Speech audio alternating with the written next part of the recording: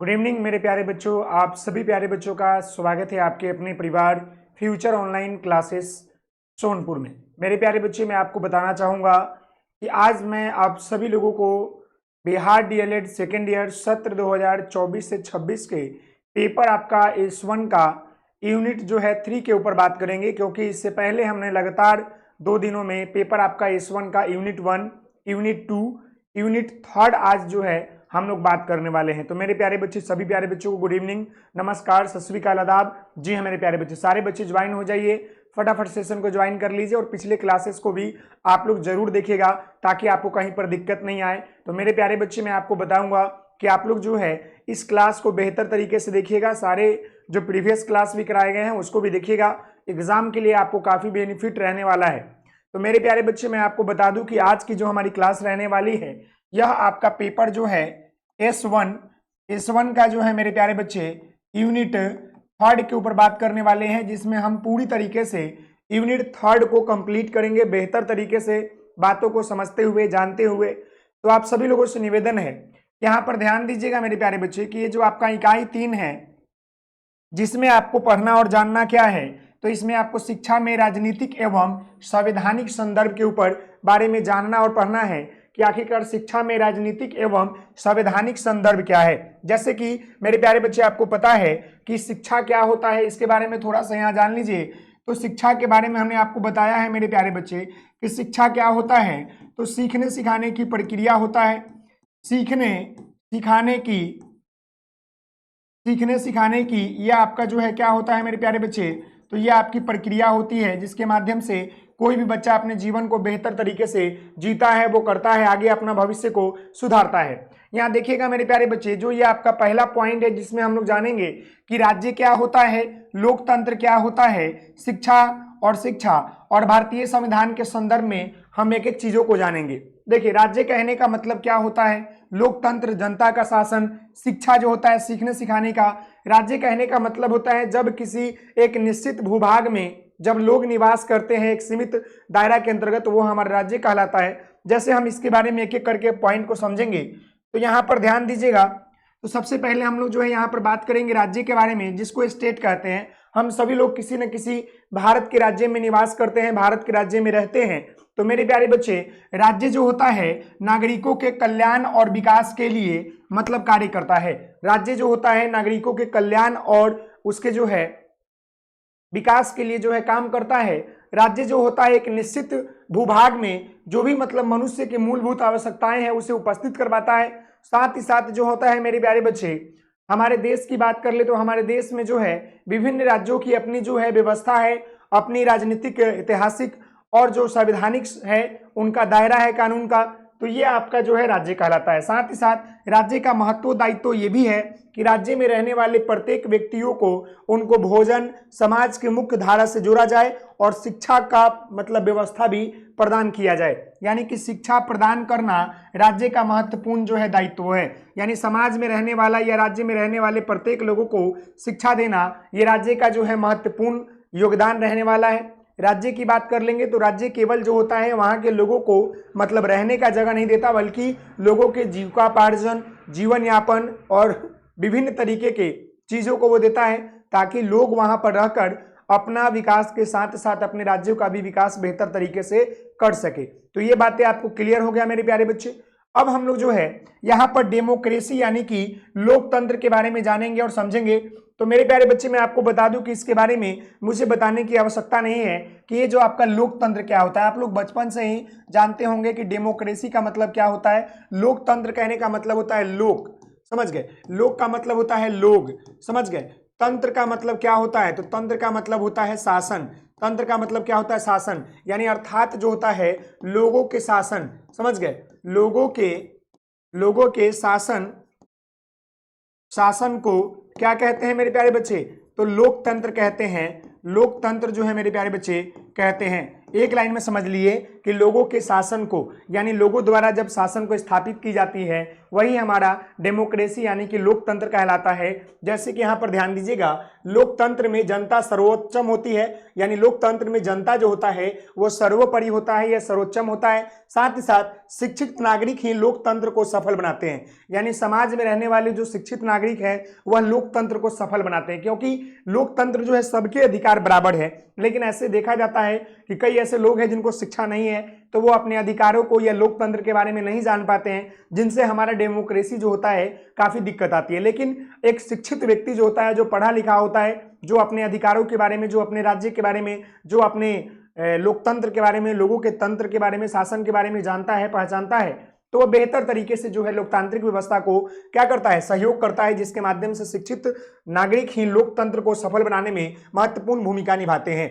शिक्षा जो होता है नागरिकों में, शिक्षा के माध्यम से ही नागरिकों में क्या होता है, अधिकारों के बारे में, कर्तव्यों के बारे में और लोकतांत्रिक मूल्यों के बारे में विकसित करती है। यानी कि यह बातें आप जान लीजिए मेरे प्यारे बच्चे कि एजुकेशन जो है आपके लिए काफी महत्वपूर्ण है, क्योंकि बिना एजुकेशन का हमारा जीवन जो है संभव नहीं है। और जब तक हमारे पास शिक्षा नहीं आता तब तक हम अपने समाज के मूल्य को, समाज के जो है अधिकारों के बारे में, लोकतांत्रिक व्यवस्था के बारे में या लोकतांत्रिक शासन के बारे में नहीं जान पाते हैं, जिससे हमारा जो विकास होता है वह प्रभावित होता है। तो ये बात समझ गए कि राज्य क्या होता है, शिक्षा क्या होता है, लोकतांत्रिक क्या होता है, लोकतंत्र क्या होता है। अब हम लोग जो है बात क्या करने वाले हैं, तो भारतीय संविधान और शिक्षा के बारे में, यानी भारतीय संविधान की बात कर लेंगे। तो मेरे प्यारे बच्चे आपको पता है कि हमारा देश जो है 1947 में आजाद हुआ, लेकिन जो संविधान लागू हुआ वो कब हुआ, 26 जनवरी 1950 को हुआ। 1900 मेरे प्यारे बच्चे 50 को ये क्या हुआ, लागू हुआ, आपको पता होगा। ऐसे तो बनकर तैयार हो गया था 46 के आसपास ही, लेकिन इसको और भी सुधार करने के लिए मतलब प्रारूप हुआ, 49 में बना, लेकिन आपका 50 में क्या हुआ, लागू हुआ, 26 जनवरी 1950 को लागू हुआ। इसीलिए हम लोग जो है क्या मनाते हैं, रिपब्लिक डे मनाते हैं मेरे प्यारे बच्चे।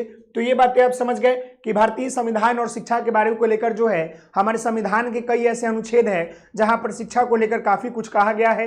हम आर्टिकल के ऊपर बात करेंगे। सबसे पहले मेरे प्यारे बच्चे यहाँ ध्यान दीजिएगा, आर्टिकल 21 की बात कर ले, तो यहाँ पर ध्यान देने की बात है मेरे प्यारे बच्चे। यहाँ पर जो हम बात कर रहे हैं आपके आर्टिकल 21 के बारे में, तो आर्टिकल 21 जो है काफी महत्वपूर्ण है, क्योंकि 6 से लेकर 14 वर्ष तक के बच्चों के लिए निःशुल्क एवं अनिवार्य शिक्षा देने की बात कही गई है, राइट टू एजुकेशन की बात कहा गया है। वहीं पर अनुच्छेद 45 की बात कर लेंगे, प्रारंभिक बाल्य अवस्था की देखभाल एवं शिक्षा की बात कही गई है।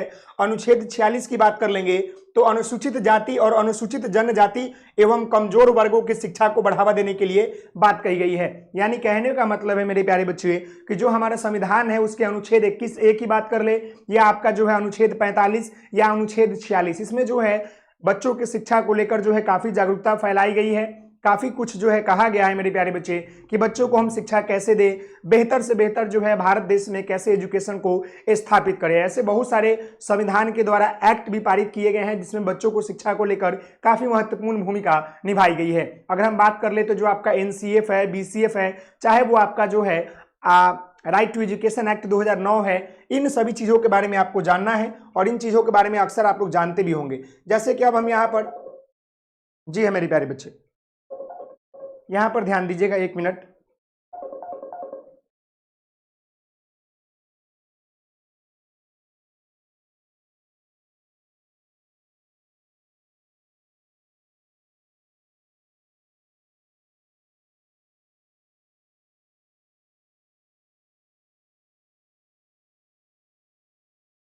जी है मेरे प्यारे बच्चे,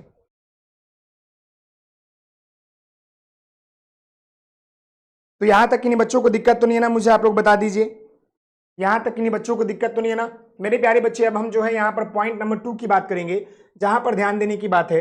ये पॉइंट नंबर 2 में जो है शिक्षा का सार्वभौमिकरण, यूनिवर्सलाइजेशन ऑफ एजुकेशन की बात कर लेंगे। इसके बारे में सबसे पहले मैं आपको बताना चाहूंगा कि शिक्षा का जो आपका सार्वभौमिकरण है, इसका मतलब क्या होता है कि शिक्षा जो है सभी के लिए, चाहे वो किसी भी जाति, समाज या धर्म से क्यों नहीं बिलोंग करता हो, प्रत्येक व्यक्तियों को मतलब एक समान शिक्षा देने की बात कही गई है। जी हाँ।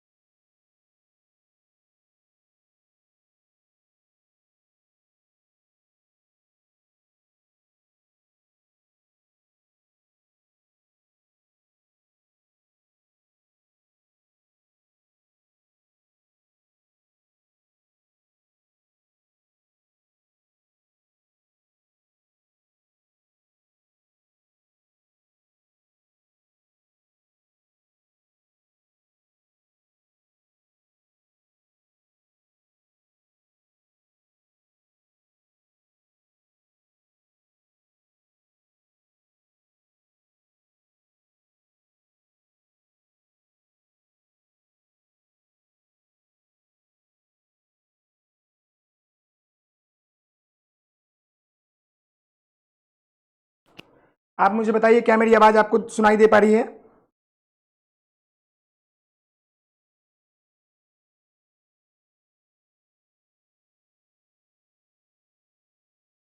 चलिए, अब हम लोग जो है आगे बढ़ते हैं और अब हम जो है इस पॉइंट के ऊपर बात करेंगे जो हम आपको बता रहे थे कि शिक्षा का सार्वभौमिकरण क्या होता है। मेरे प्यारे बच्चे यहाँ ध्यान दीजिएगा कि प्रत्येक बच्चों को बिना किसी भेदभाव के शिक्षा उपलब्ध कराना, यही आपका क्या कहलाता है? सार्वभौमिकरण कहलाता है। सबसे पहले यहाँ पर समझिएगा कि सार्वभौमिकरण का मतलब क्या होता है। मैं यहाँ पर आपको बता दूं मेरे प्यारे बच्चे,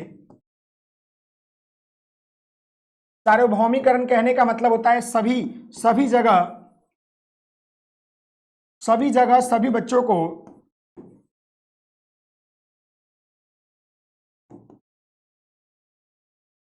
को शिक्षा देना, यह आपका जो है सार्वभौमिकरण कहलाता है। जी हाँ,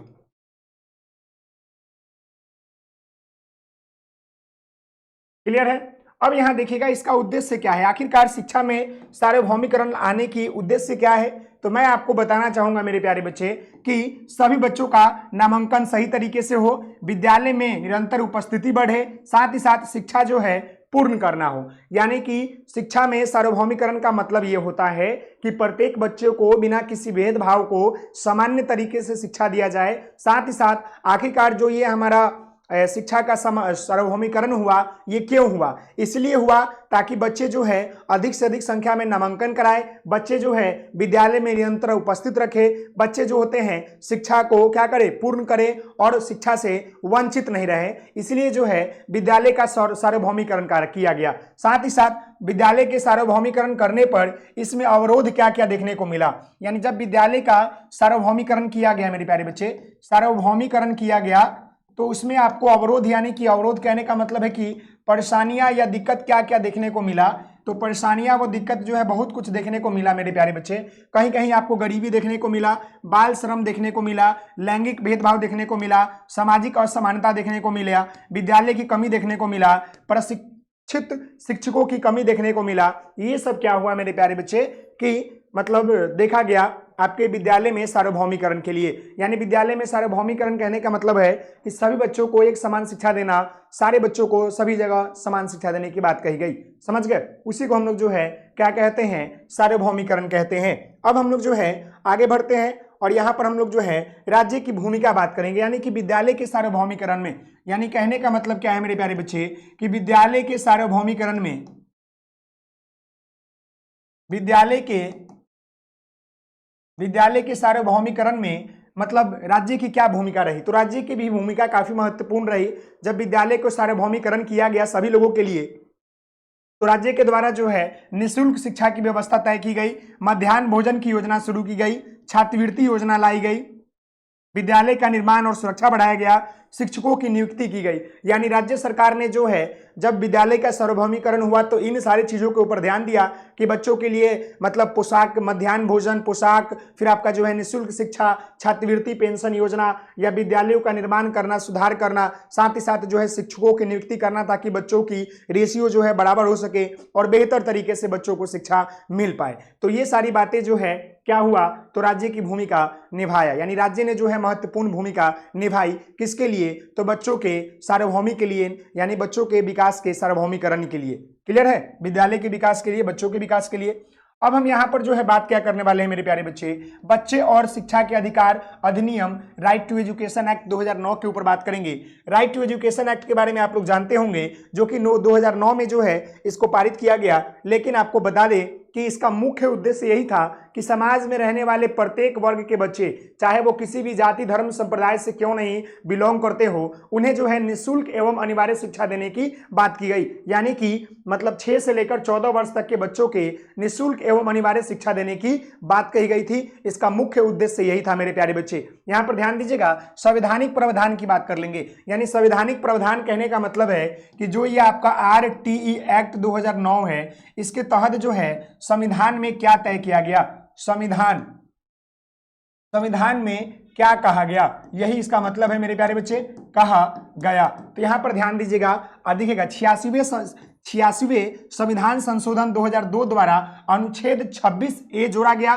इसके अंतर्गत, जिसमें कहा गया, इसी तरह ना हमने आपको बताया कि 26A में कहा गया है कि भारत के रहने वाले प्रत्येक व्यक्ति के बच्चों को निःशुल्क एवं अनिवार्य शिक्षा देने की बात की गई है, यानी राइट टू एजुकेशन की बात की गई है। यहां पर ध्यान दीजिएगा, आर्टिकल आपका जो है 21A है, लेकिन जो ये आपका RTE एक्ट 2009 है, राइट टू एजुकेशन एक्ट 2009, इसका मुख्य जो है उद्देश्य क्या था? तो इसका मुख्य उद्देश्य यही था मेरे प्यारे बच्चे कि 6 से लेकर 14 वर्ष तक के प्रत्येक बच्चों को निःशुल्क एवं अनिवार्य शिक्षा देने की बात की गई, ताकि हम बच्चों को जो है कम से कम बेसिक शिक्षा दे पाए। मतलब इसका मुख्य उद्देश्य यही था कि समाज में रहने वाले प्रत्येक लोगों के बच्चे जो पहले वंचित रह जाते थे, वैसे सारे बच्चों को 6 से लेकर 14 वर्ष तक कोई बुनियादी शिक्षा जो इंपॉर्टेंट है बच्चों के विकास के लिए, वह दिया जाए। और इसका मुख्य उद्देश्य यह था कि हम सारे बच्चों को मतलब विद्यालय में एकत्रित करें, बेहतर शिक्षा दे, भागने नहीं दे, विद्यालय की संख्या कम नहीं दे। और मेन उद्देश्य जो था वह था प्रारंभिक जो मतलब बच्चों को शिक्षा मिलती है, जो बुनियादी शिक्षा मिलती है, उसका बच्चों के अंदर विकास करना था। तो ये बातें आपको क्लियर हो गया। अब हम लोग जो है राइट टू एजुकेशन एक्ट की प्रमुख विशेषताओं की बात करेंगे, जो हमने अभी जस्ट आपको बताया। तो यहाँ पर ध्यान दीजिएगा, इसका मुख्य विशेषताओं के अंदर हम बात कर ले तो देखिएगा, पड़ोस के विद्यालय में प्रवेश का अधिकार दिलाना, यानी कि इसका मुख्य उद्देश्य यह था कि 6 से लेकर 14 वर्ष तक के बच्चों का विकास करना, शिक्षा को जोड़ना, साथ ही साथ मतलब कि पड़ोस के विद्यालय में प्रवेश का मतलब अधिकार दिलाना। पहले क्या था, प्रवेश नहीं लिया जाता था, लेकिन जैसे राइट टू एजुकेशन एक्ट आ गया तब उसके बाद जो है विद्यालय बिना किसी परेशानी को दिक्कत को प्रवेश लेने से कोई दिक्कत नहीं करते हैं। किसी प्रकार की प्रवेश परीक्षा नहीं लिया जाए, शारीरिक दंड पर प्रतिबंध लगाया जाए, निजी विद्यालयों में 25% सीटों जो है वंचित वर्ग के लिए आरक्षित किया जाए। ये तो इसका विशेषता है, लेकिन मुख्य विशेषता की बात कर लेंगे तो मुख्य विशेषता यह था कि 0 से लेकर 14 वर्ष तक के बच्चों काल को क्या किया जाए, तो मतलब निःशुल्क एवं अनिवार्य शिक्षा दिया जाए, एवं अनिवार्य जो है मेरे प्यारे बच्चे क्या दिया जाए, तो शिक्षा दिया जाए। इसका मुख्य उद्देश्य यही था कि 6 से लेकर 14 वर्ष तक के बच्चों काल को निःशुल्क एवं अनिवार्य शिक्षा दिया जाए। तो ये आप समझ गए। अब हम इसमें संबंधित विमर्श की बात करेंगे कि आखिरकार मतलब जो ये आपका RTE एक्ट 2009 है, इसका मुख्य जो है मतलब विमर्श क्या निकला, तो शिक्षा की गुणवत्ता में सुधार आया, साथ ही साथ जो है संसाधनों की उपलब्धता मिली, समान अवसर मिला, सभी बच्चों को समावेशी शिक्षा का विकास हुआ, यानी कि एक्सक्लूसिव एजुकेशन का विकास हुआ, जहां पर बिना किसी भेदभाव को समाज के रहने वाले प्रत्येक बच्चों के, चाहे वो किसी भी जाति धर्म संप्रदाय से क्यों नहीं बिलोंग करते हो, 6 से लेकर 14 वर्ष तक के बच्चों को अनिवार्य एवं निःशुल्क शिक्षा देने की बात कही गई।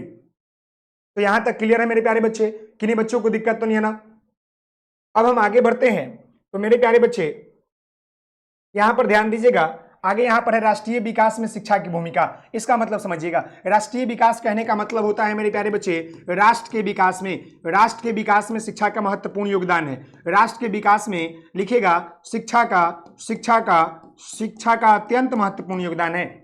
अत्यंत जो है मेरे प्यारे बच्चे महत्वपूर्ण जो है क्या है मेरे प्यारे बच्चे, योगदान है। यानी कहने का मतलब है कि हम सभी लोगों को मालूम है कि जब हमारे समाज में रहने वाले लोग और जब हमारा समाज शिक्षित हो जाएगा तो उसके माध्यम से हमारा क्या हो जाएगा, तो जो हमारा राष्ट्र है वो भी शिक्षित हो जाएगा। क्योंकि जब एक कोई व्यक्ति शिक्षित होता है तो वो अपने परिवार को शिक्षित करता है, और जब परिवार शिक्षित होता है तो वो अपने समाज को शिक्षित करता है, और जब अपना समाज शिक्षित होता है वो अपने राज्य को शिक्षित करता है, और जब आपका राज्य शिक्षित होता है वो आपका राष्ट्र को शिक्षित करता है। तो ये जो है एक दूसरे के पूरक है, एक दूसरे से कनेक्ट है। तो कहने का मतलब है कि राष्ट्रीय विकास में शिक्षा की महत्वपूर्ण भूमिका बहुत ज्यादा है, क्योंकि मानव संसाधनों का विकास करती है, मनुष्य को जो आवश्यकता है, जो चीज उनको चाहिए उसका विकास करती है, आर्थिक प्रगति को बढ़ावा देती है, रुपए पैसा कमाने में मदद करती है, साथ ही साथ वैज्ञानिक दृष्टिकोण का विकास करती है, बच्चों के अंदर सोचने समझने अन्वेषण करने और वैज्ञानिक दृष्टिकोण का विकास करती है, सामाजिक समानता एवं राष्ट्रीय एकता का विकसित करती है, समाज में समानता का भाव करती है, इक्वालिटी इनक्वालिटी लाती है, साथ ही साथ जो है राष्ट्रीय एकता का भी जो है विकास करती है, लोकतांत्रिक मूल्यों का सुदृढ़ीकरण करती है, यानी कि लोकतांत्रिक मूल्य जो हमको मिला हुआ है उसको सुदृढ़ित करती है। तो कहने का मतलब है मेरे प्यारे बच्चे कि राष्ट्र विकास में शिक्षा जो है ये सब चीजों से क्या करती है, महत्वपूर्ण भूमिका अपनी अदा करती है। तो इसके बारे में आप समझ गए मेरे प्यारे बच्चे कि राष्ट्र विकास में शिक्षा की मुख्य भूमिका क्या है। अब हम लोग जो है आगे बढ़ते हैं, और आगे अब हम इसके मतलब अंतिम पॉइंट की बात करते हैं, जहां पर देखा जाए तो शिक्षा राष्ट्र के निर्माण में या शिक्षा में नवाचार का मतलब क्या होता है, जो कि आपका अंतिम पॉइंट है। या देखिएगा मेरे प्यारे बच्चे, शिक्षा में नवाचार की बात कर ले, शिक्षा में देखिए, शिक्षा में नवाचार कहने का मतलब होता है कि नई तकनीकी को, मतलब शिक्षा में विकास करना। शिक्षा में नवाचार का तात्पर्य होता है नई चीजों की विकास करना, नई चीजों का विकास करना एवं वृद्धि करना। समझ गए? ये होता है आपका शिक्षा में नवाचार। तो मेरे प्यारे बच्चे, ये आपको क्लियर है? यहाँ तक मुझे आप लोग बता दीजिए, यहाँ तक आपको क्लियर है? इसी के साथ मेरे प्यारे बच्चे मैं आपको बताना चाहूंगा कि ये जो आपका पेपर, जो ये आपका पेपर मेरे प्यारे बच्चे S1 है, इसका यूनिट मेरे प्यारे बच्चे आपका 3B कंप्लीट होता है। कल के क्लास में मेरे प्यारे बच्चे हम लोग इसके यूनिट 4 के ऊपर बात करेंगे, तो आप सभी लोग ज्वाइन होना नहीं भूलिएगा। आज के लिए इतना ही। आप सभी लोग हंसते रहिए, मुस्कुराते रहिए, पढ़ाई करते रहिए मेरे प्यारे बच्चे। और जहाँ भी दिक्कत है आप कमेंट कीजिएगा, हम आपकी सारी परेशानी को बताएंगे। सभी प्यारे बच्चों को गुड नाइट। आप सभी लोग हंसते रहिए, मुस्कुराते रहिए, पढ़ाई करते रहिए। मिलते हैं कल के क्लास में, तब तक के लिए धन्यवाद। जय हिंद, जय भारत के सभी प्यारे बच्चों को गुड नाइट।